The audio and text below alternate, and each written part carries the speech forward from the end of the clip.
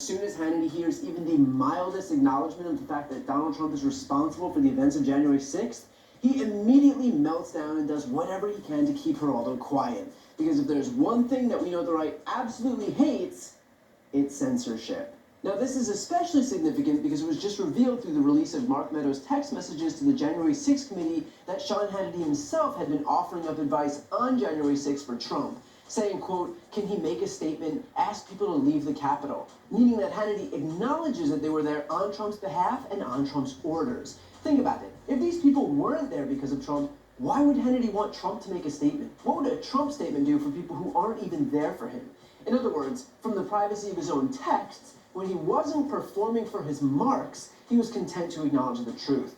But now that he's on air and he goes back to his role of dutiful Republican mouthpiece, well, suddenly it was just a peaceful protest, and the real problem here is Black Lives Matter and Antifa and anyone aside from our deity, Donald Trump. And by the way, of course Hannity pivots to those, quote, other riots and tries to draw that false equivalency. As if this grown-ass man honestly doesn't understand the difference between a civil rights march, or how unfortunately those demonstrations can turn violent, and the President of the United States fomenting an insurrection at the U.S. Capitol to subvert the election results, force the Vice President to anoint him the winner while his supporters seek to hang him if he doesn't comply, not to mention assassination attempts on other elected officials, including the Speaker of the House.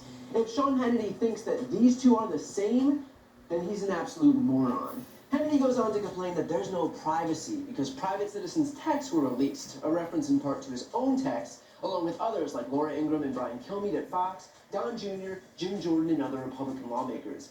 But here's the thing that Hannity doesn't seem to understand.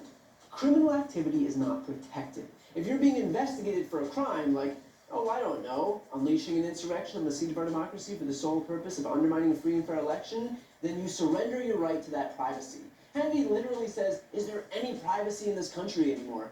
As if the issue here is that everyone else overstepped by exposing his texts to the guy trying to stage a coup. As if that's the issue here. The sanctity of Hannity's text messages. If Sean Hannity wants to keep his texts private, might I suggest not offering PR to the guy trying to overthrow the government? I found that, personally, that's been a helpful strategy for me to keep my text messages private.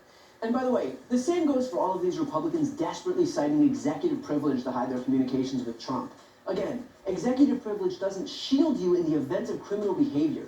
And inciting an insurrection is criminal behavior. Storming the Capitol is criminal behavior. Trying to undermine an election is criminal behavior. I know it might not seem like criminal behavior because Republicans are engaged in a perpetual messaging war to convince themselves and their supporters that it was all justified and noble, but it wasn't justified in the slightest. And pretending that regular government processes apply in instances of criminal activity isn't going to will that reality into existence. But what's most telling in this clip is that Dan Bongino's major issue isn't the attack on the Capitol, it's not the attempts to undermine an election, it's not the fact that his colleagues were acting as a crisis comms team for the President of the United States during an insurrection that he himself incited. His beef here is that Geraldo is backstabbing Trump. And that really does sum up the entire platform of the Republican Party. Trump can do no wrong, and he deserves unlimited fealty. I mean, honestly, if you're not willing to criticize the guy for inciting a coup, then let's be honest, you are perfectly fine to be his doormat. You are a sycophant and nothing more. That is what the GOP has devolved into. That the one and only issue that they care about protecting is eliminating any dissent within the ranks and ensuring that when it comes to Donald Trump, the entire party is willing to heed his every order. I know people throw around the word cult. This is a cult. And of course these Republicans will couch their support of Trump in language like, he's a patriot, but there is nothing patriotic and frankly, nothing conservative about applauding a guy who tried to stage a coup. In fact, there's a clause in the Constitution forbidding exactly that.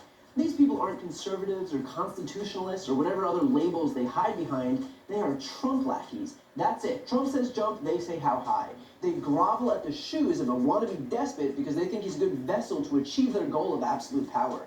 If they're looking for an authoritarian, there are plenty of countries they can try out. But someone should let these patriots at Fox know that that's not how it works in a democracy.